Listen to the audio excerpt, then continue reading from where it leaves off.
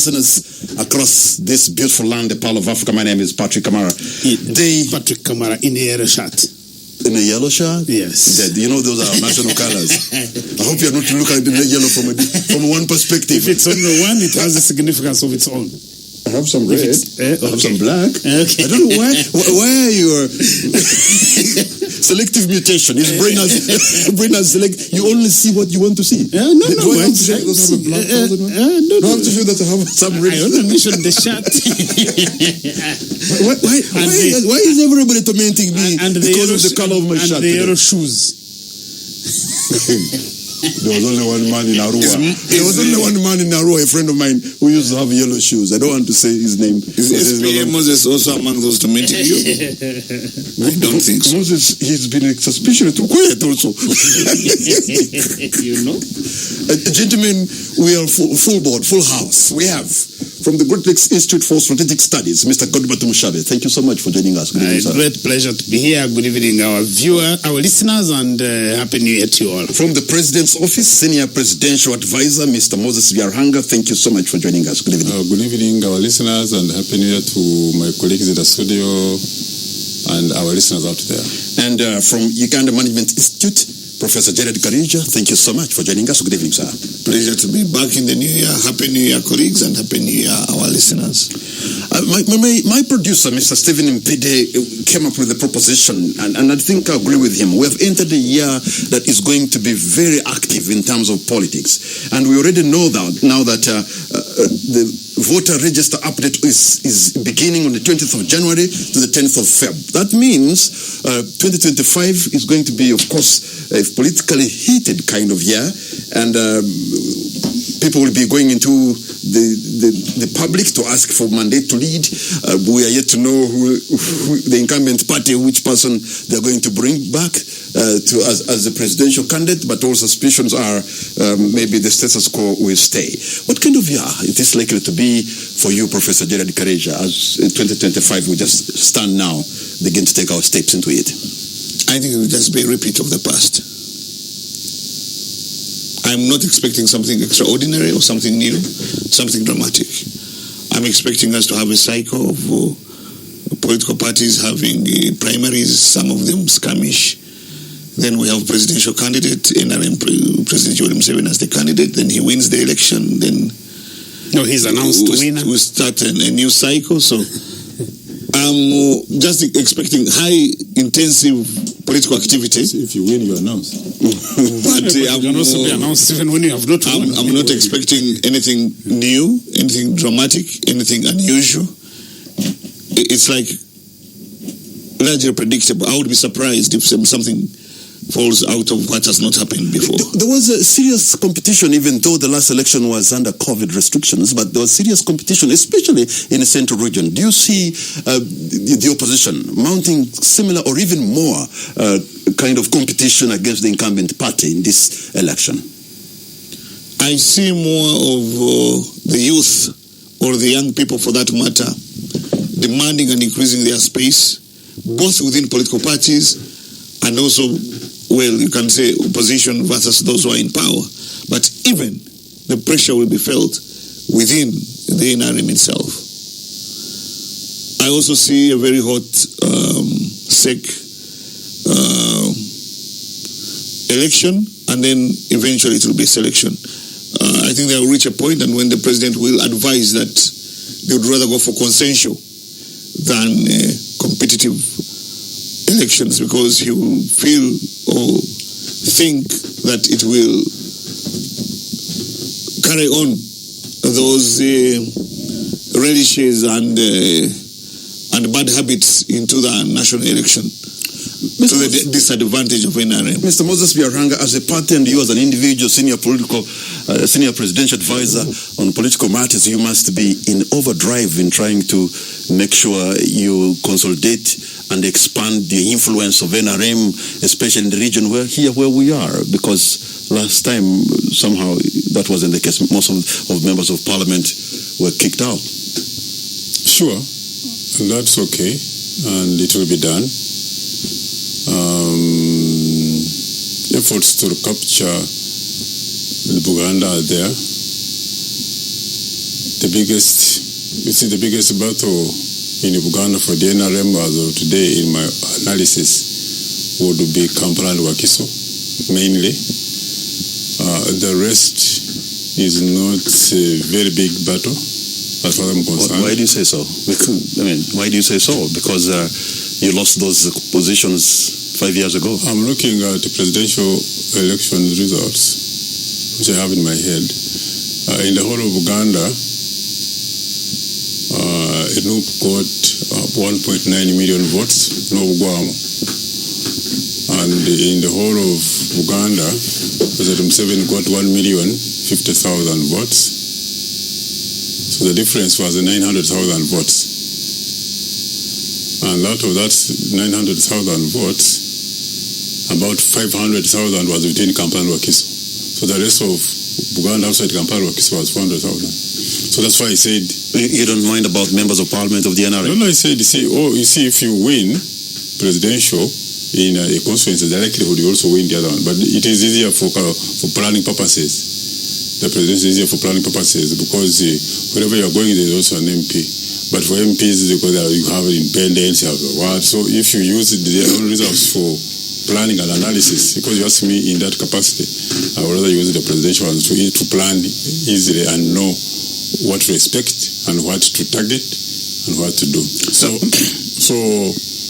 the big battle within here is Kampala and Wakiso, and we are looking at it. We're looking at it. You will be surprised. Mr. Godbert Mushabe, what do you think will be the kind of charm offensive the NRM can do to dazzle Uganda back into their orbit, especially members of parliament? Why Uganda?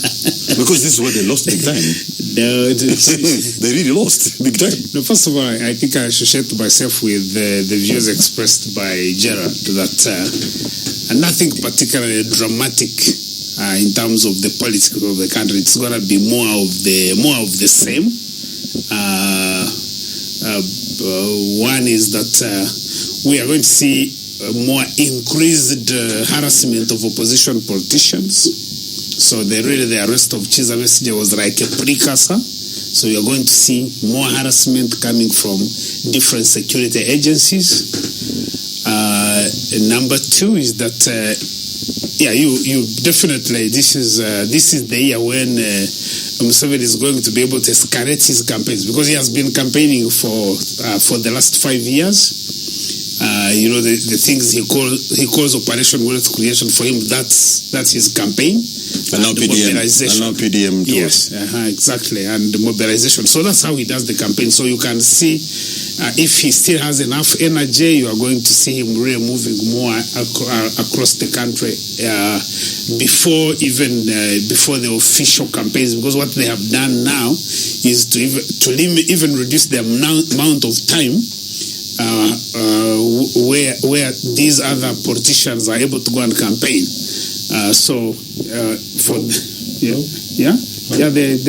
The amount, then the time between registration and elections has been reduced from what? It was reduced, I think, from almost like 6 months to about 4. It has never been 6 months campaign time. It has never. I have been participating in this campaign from 1996. And for you don't know them because you campaigned for 5 years. So let me finish my point. No, don't lie. For you campaigned for 5 years. So let's you can respond to that. I think we are likely to see a more elevated violence in the NRM primaries because there is a very deep contestation between those people who subscribe to the Muhoozi Kainerugaba wing of the party, the Pirao group, and then those who are from Museveni. So you are likely to see elevated levels of violence within the primaries of NRM as all these groups try to contest, to maneuver each other. But otherwise, at a general level, you see there are going to be very, very severe restrictions on what the people opposed to Museveni are going to be doing in terms of the campaign. So that's something that you have to look out for in the meantime. Are the people seeking mandate to lead, are they likely to find a different electorate this time around? Well, Professor? Can I respond to that? Yes. Because, see, Godba is not telling the truth. Because I just looked, I think it was this morning, at the roadmap. Somebody had posted it on one of the platforms on which I am. The nominations for presidential candidates, I think, is September or thereabout. No, definitely not later than October. And in all these elections, I have participated in, closely as an observant. That's the same time presidential candidates have been nominated before.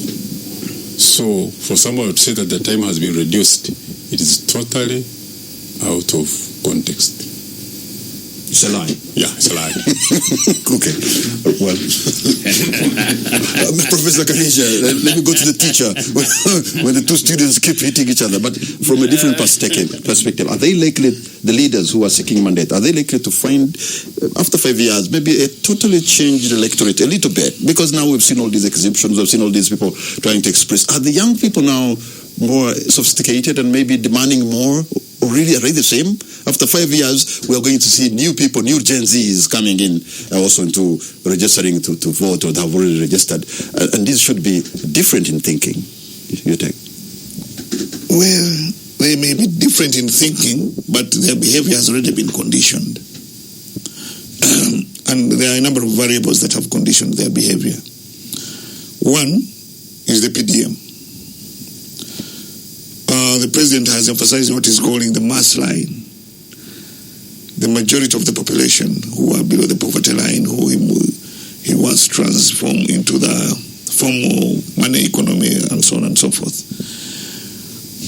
And PDM has been used as an opportunity to redistribute money, cash.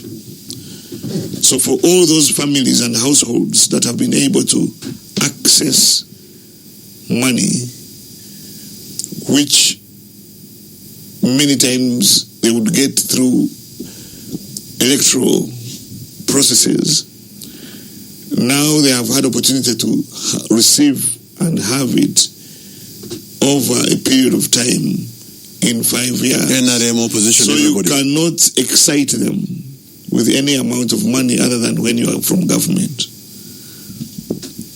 I sympathize with the MPs who want to compete, or the opposition which may want to use money.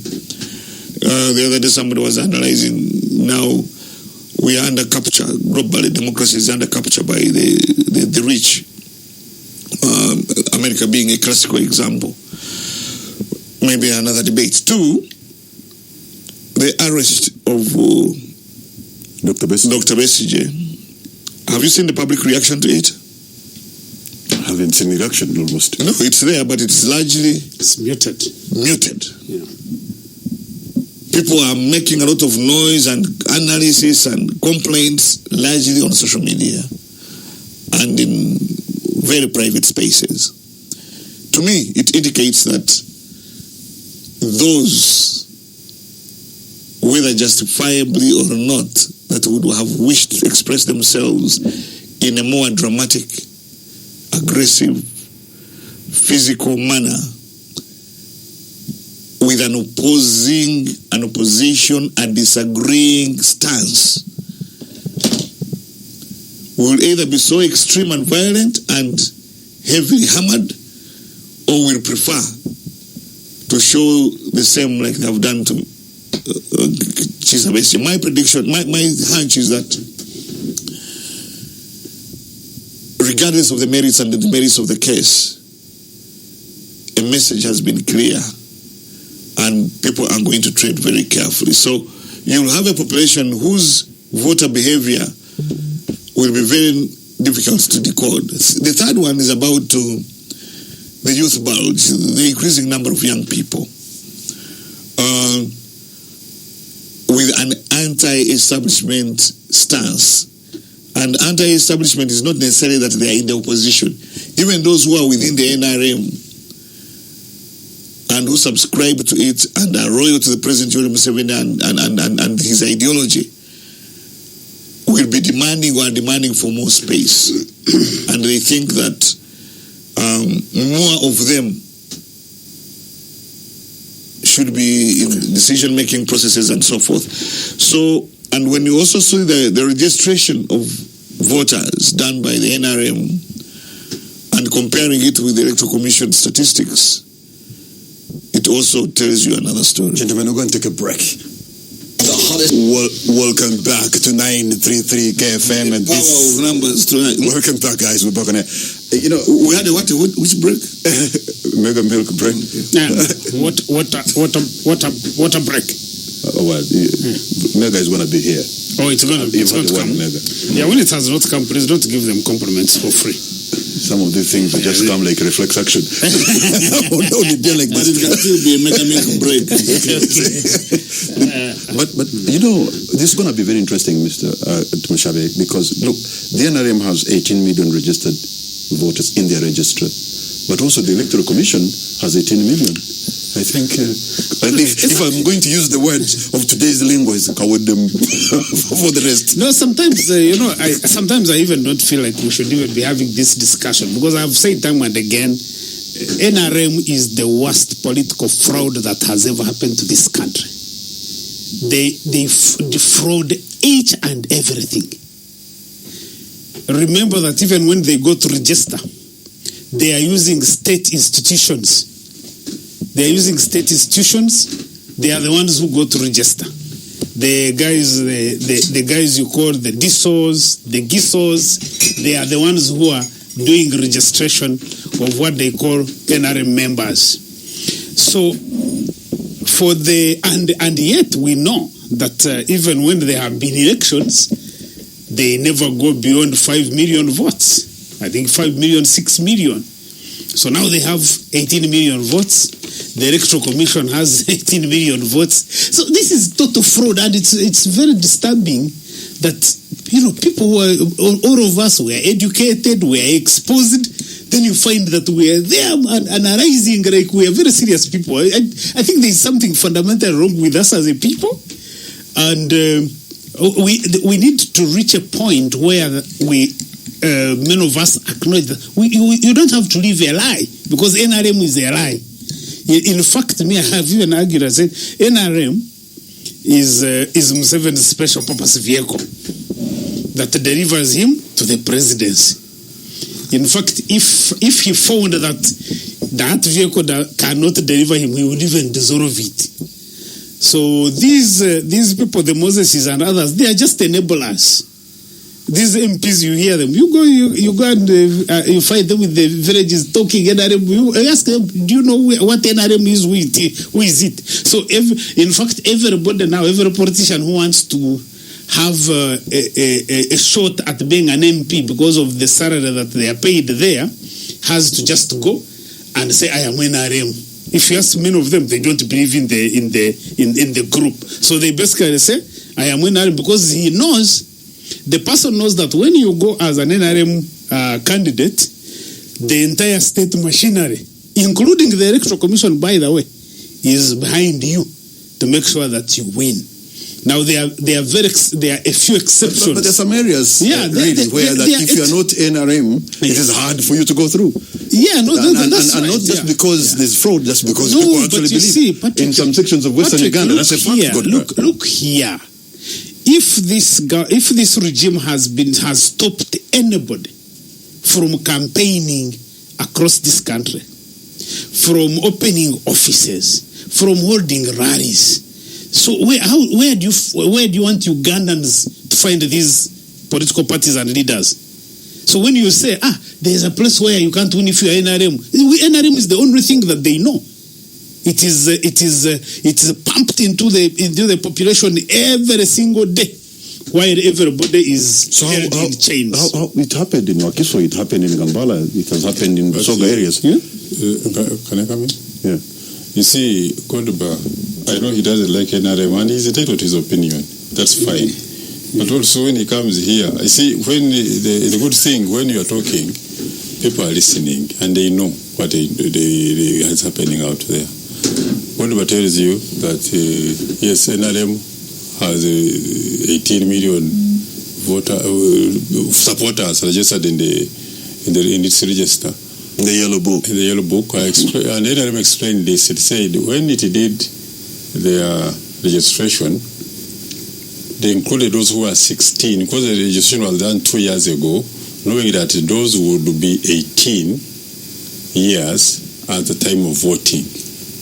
Today, in the program which the roadmap the commission has already issued, they are saying, starting this January, I think on 20th or thereabouts, or 21st, there will be display of registers and recruiting those who have turned 18.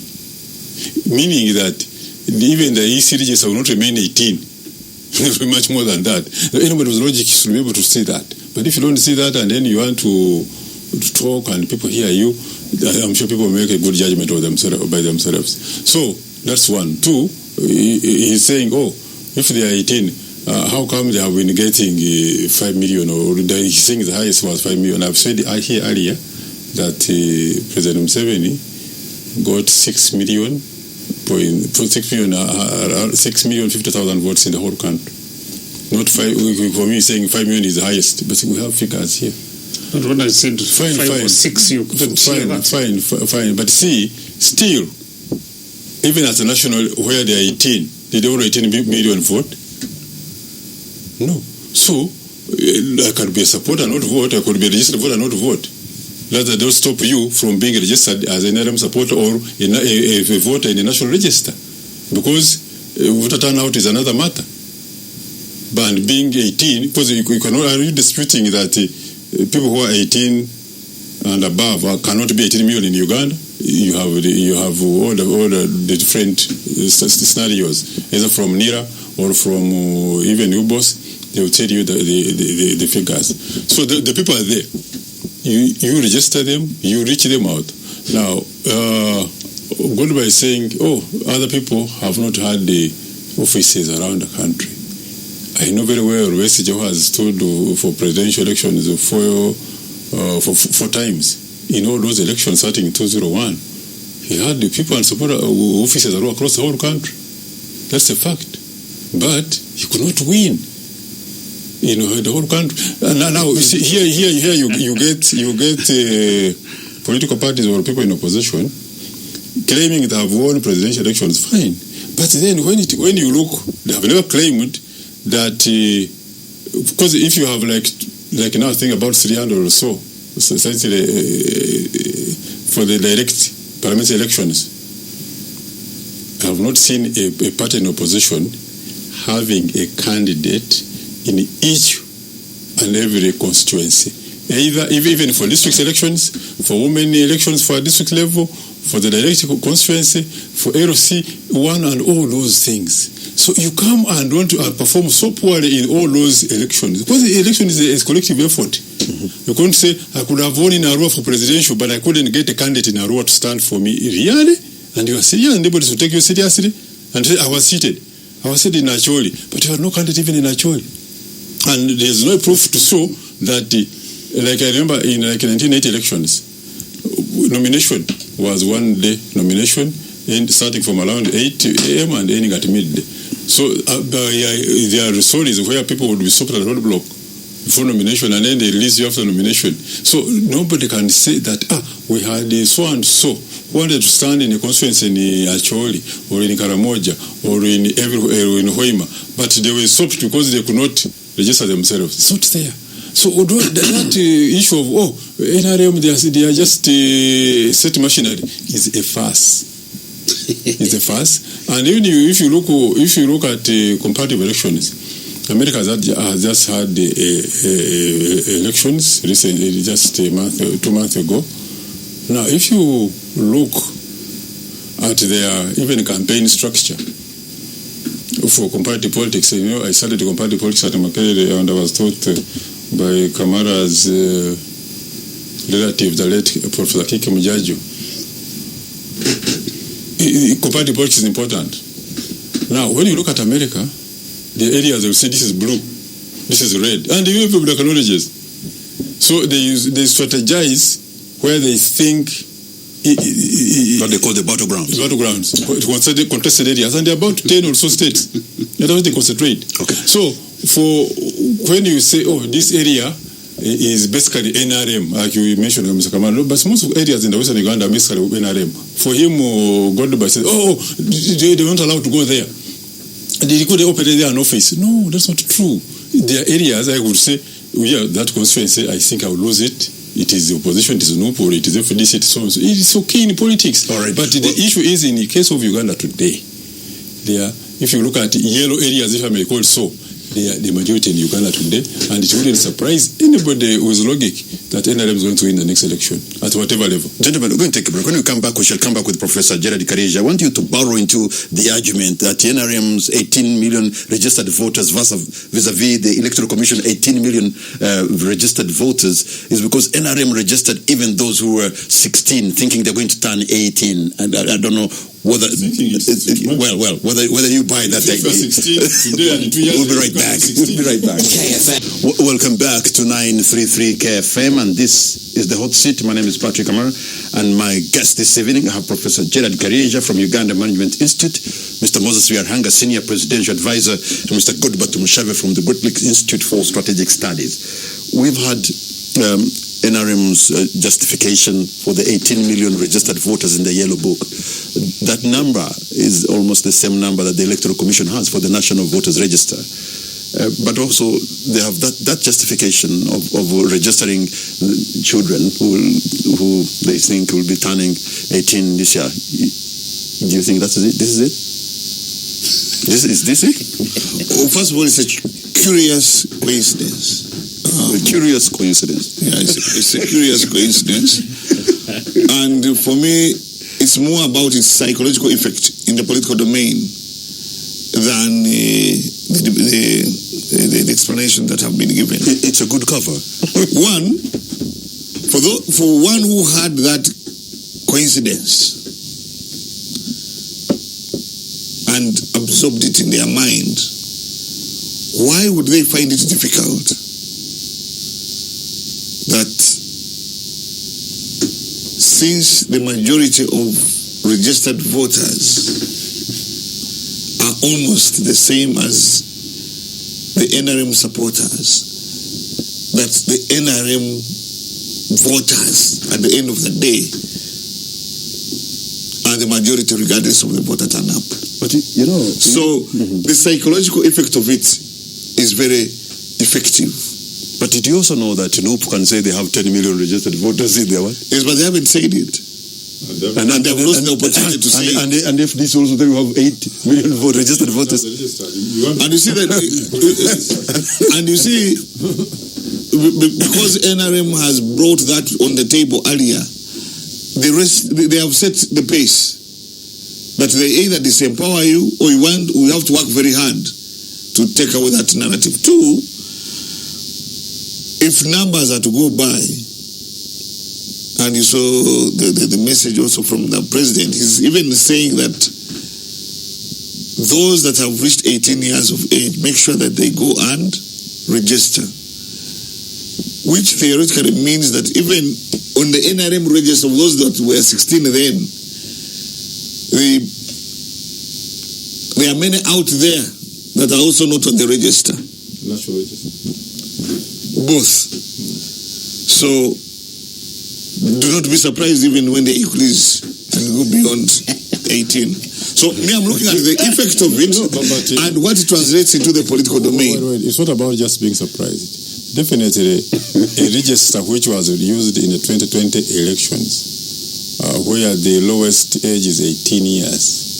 Apart from death, you can't expect the same register to be 18 when in between 2021 and 2025 more people have turned 18. It's logic. So why would one be surprised if it increases? Yeah, it shouldn't be surprised. You can't be surprised. So we will not be surprised even when the NRM register is going to increase and the national register is going to increase. So in population, and the voters of NRM will go beyond 6 million. Go to be a policy analyst. In a population of about 45 million, what would be the numerical strength of a national voters register? And assuming now that NUP also is going to say we have, let's say, 5 million voters, and DP and FDC, does that mean you're going to have like 30 million voters? Because the voters register is not a matter of speculation. When voters are registered, they are registered, and therefore there should be authentic numbers that are verifiable. Secondly, when you have, if you have an electoral commission that is serious at managing elections, normally the registration doesn't stop. There should have been an online system by now. They keep registering. That keep registering, and the data is updating almost real time, because every single day people are reaching 18. Thirdly, is really to go back to the point that Moses was things he was trying to explain here that really do not add up.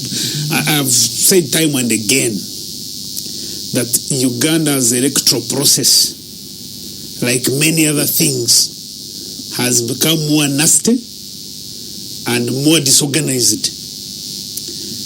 We have seen the levels of violence increase until 2021, when we had to kill, when the government, the regime had to kill people to be able to elect the president. Of course, Moses will come and argue and explain, you saw these people had to be killed because they were rioting.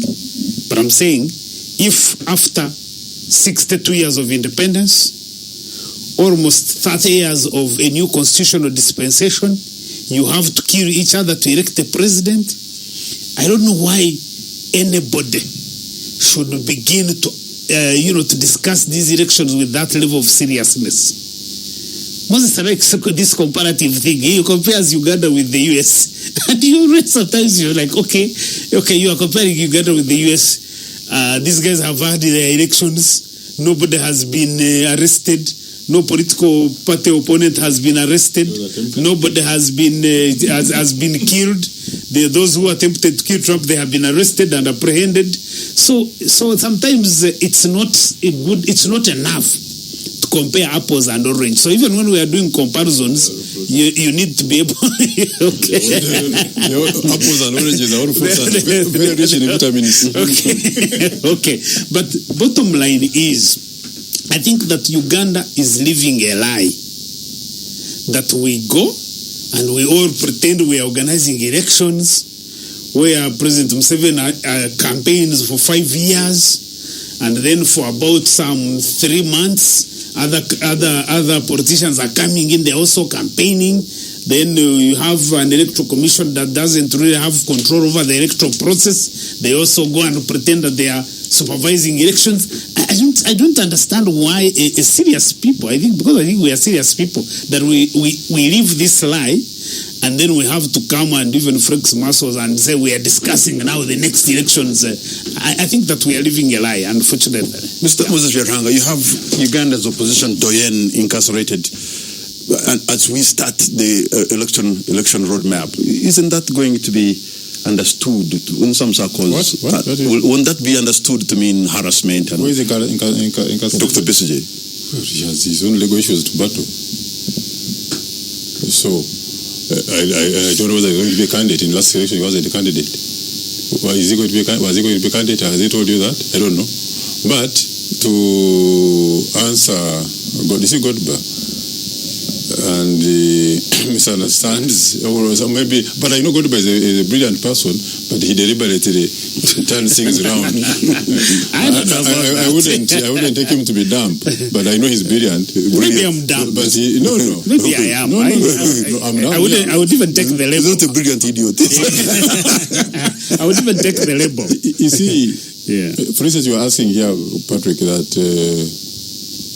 what if other parties go and say we have so many people like this at ABCD, we have so many supporters. You see, like any register, it is there physical. The names are there. We sent it to the villages to people to verify whether their names are well spelled out and so forth. It is there physical. You can look It's not at it. also possible to have the same numbers, the same individuals also maybe appear in another in a green book and in a red book. It's also very possible. Well, that would be their own issue, but at least It doesn't become your issue. Wait. For me, if somebody has come on their own and registered with me as a party that I'm NRM, good. That's what I want. Now, but the others don't have that. They don't have that. They don't have that register to say. So you cannot say we are now 10 million. You show where the 10 million. You claim. If somebody appears in both registers, that's another matter. But you have to show it physically, and that was shown physically. So on the issue of the question was who for NRM. You see in elections. When you look at still comparative politics and the student of politics, you don't just confine to yourself.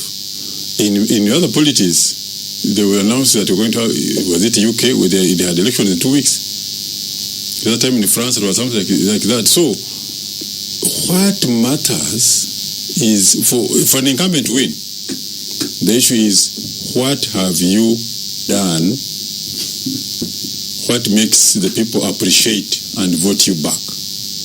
It's not about where you have gone to each and every village in campaigning time or not. You may not even reach anybody, but people don't vote for you.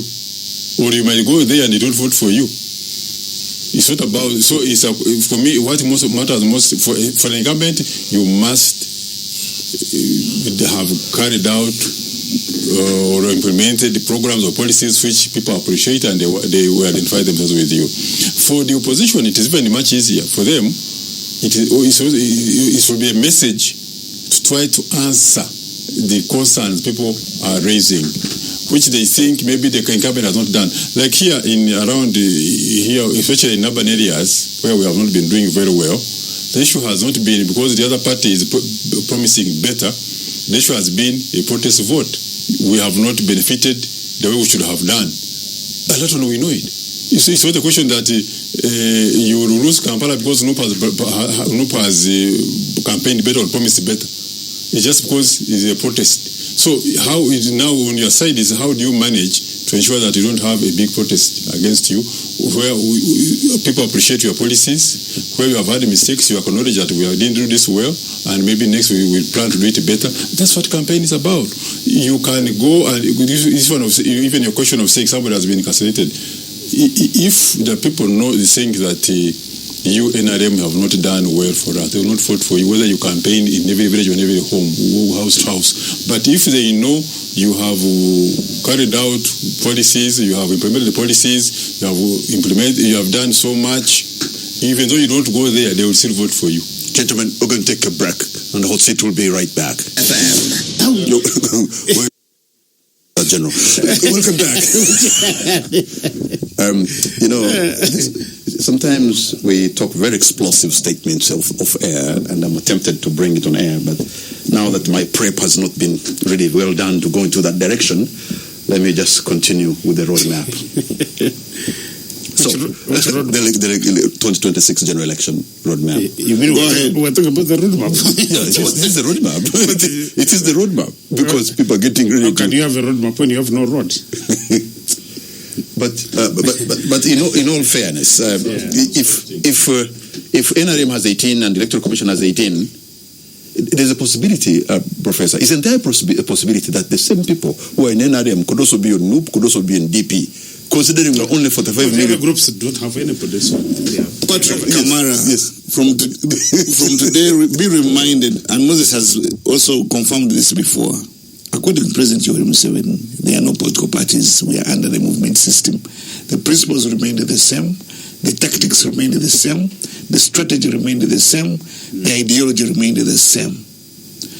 So, when we use political parties as tools of analysis, it is fallacious. Yeah. You pick that word seriously. Take that word seriously. It is fallacious. Yeah. That's why I come with a notebook every time you talk. And that's why I thought that even the debate on the register, the issue is the impact, the political psychological impact on the voter behavior. The psychological warfare. Two, on the question of You know what determines voter behavior? Moses was talking about performance, that their legitimacy is performance driven. Because they are But incumbent. they are the same who say that they don't talk so much about what they do. The actions would speak for themselves. That's what they say. Yeah, so Matthew 7:16. Pastor Moses, We shall know them by the fruits of by their own deeds. Concerning people of the pothole. But actually, the voter behavior of Uganda is largely sociological than political. Moses, The affinity to President Yoweri Museveni is not because of his political ideology. It is because of the socio-economic relationship people have with NRM and the party, and Museveni the person. One example is PDM. It will be the peripheral beneficiaries of PDM that cannot vote President Yoweri Museveni. It's almost predictable that continuously the rural people who are increasing in population will increasingly support NRM. So the socio-economic parameters, regardless of the performance, regardless of the political ideology, But that's part of performance. Hmm? PDM is part of the performance. yeah, it is part of the performance. But it's performing what? But the extent to which it transforms the well-being of individuals. So to me, the hot potatoes are there. But again, come 2026, whether we have the roadmap or not, given the confusion and decimation and chaos that has been manifested in the opposition, my thinking is that as long as our opposition is scattered, and President Yoweri Museveni, one of his strongest political strategies is atomization of power. That power which he doesn't have, he splits, and it cannot concentrate. So if it is about local governance, create very many subnational units. Unlike, for example, Kenya, where you have a governor that has a bigger subnational unit. When you have cultural entities, even there are a few which are going to be approved recently by the Ministry of Gender, support as many and have them. Kingdoms and kinglets and all these. Somebody. Yeah. So it's a political strategy. And people are talking about having a smaller parliament. Actually, if NRM is still in power, we shall have an explosion of representatives. Because NRM ideology is that it doesn't believe in identity politics. But the idea of representation is identity-based. Let the Iki also be represented. Let the youth also be represented. So the interest is not on the representation is not on aggregated interests. It is identity-based, which is a contradiction in terms of What they stand for. So Moses will explain. He has objected, but he will explain to us what that means to them. But for me, I see that the Ugandan construction of the political settlement of balancing is identity-based. The balancing is on identities. Male, female, that's identity. Urban, rural, this tribe, the other tribe, the Iki now also coming into parliament, the Bachiga having a minister, and even now the Bachiga claiming that now we are on They are on Katebe now. the table. You're on Katebe because you don't have a governor. Yeah, and which I find very ridiculous. No. People personalizing tribal groups. Your tribemates have been demanding for their thing. Yeah. I don't identify myself with that thinking because I believe that any able Ugandan can be any public official by virtue of their qualification for that, for that, and acceptability let me for the processes. Thank you. Good, but Moses he brought a biblical analogy that they will know them by their fruits. But how come the fruits of potholes, the fruits of violence in elections, they never know them by? I'm saying the rapid, okay, maybe I'm just using a small case study, but the speed at which the roads in Ruaga division are being made is unprecedented. I've never seen this. That's it. So that those are the fruits now. Now they are going to see them by the real fruits. And it seems the agenda is to so Jared, dazzling Ruaga. So when you look at 2026, what will define the elections? It is exactly what has been constructed over time. And what the good thing is, I think Gerard agrees with me, and I think he has said Moses agrees that there are no political parties in this country. They are political groups. So NRM is a political group. These others are political groups. When you don't have a ruling party, you cannot have opposition political parties. Now, Gerard talks about atomization of power. And I think in that atomization, for me, the main effect which affects us as a country, because in that atomization of power, Museveni is able to hang on to power and become a life president. So I have argued time and again that when you think of the many good things that President Museveni has done, and then you go on this other side and say, what are the bad things he has done? He has basically done two bad things for this country. One is to demobilize the institutions of state and essentially render them redundant. So whether it's the judiciary, you see the crisis there, you go to the legislature, you go to all kinds of institutions, go to these ministries where you find ministers that do not Judicial Service Commission. All right. Soon maybe we should. So let me finish this point very quickly. That the second thing is what I call demobilization of institutions of citizenship. That's what Gerald called atomization of power. That all these, so sometimes we go here and argue how the political parties are weak, and we fail to actually bring it out to say that every segment of the Ugandan society right now is actually weak. Whether it is kingdoms, whether it is academia where Gerald and I work, whether it's professional bodies, they are all the same. So you have a level of brokenness that defines how power is managed and governed in this country. So come 2026, the same process that has produced President Museveni is going to do the same. He will still use the army to stop others from campaigning. He will use the Electoral Commission to announce him as the winner and secure the announcement, and we announce him as president. All right. So all these other arguments about elections, registration, and numbers, all that is just hogwash. Because we are operating in a broken system. All right, gentlemen, in the interest of time, only Moses is going to give a parting shot. I want to respond to what people are saying. That's what I'm saying. And you're going to... only Moses is going to make a concluding remark. And also somebody is telling Moses, I think Ronald says, Moses should try to be honest in his submissions. We all see and know what happens in this country, and some things are very clear without too much explanations. No. When you go, in a minute, Moses. For Godeba is talking about Electoral Commission announcing the president, yes, when they announce the results according to what they have received. When you go to that's your opinion now. Polling stations, last time there were about 28,000 polling stations in the whole country. When you look at the electoral process, the results are announced at the polling station. The Electoral Commission only tallies what has come from there and announces the bigger group. So I want to hear but somebody will come and says I voted at this polling station, candidate so and so won when we counted, but what the Electoral Commission later came out with, they are different.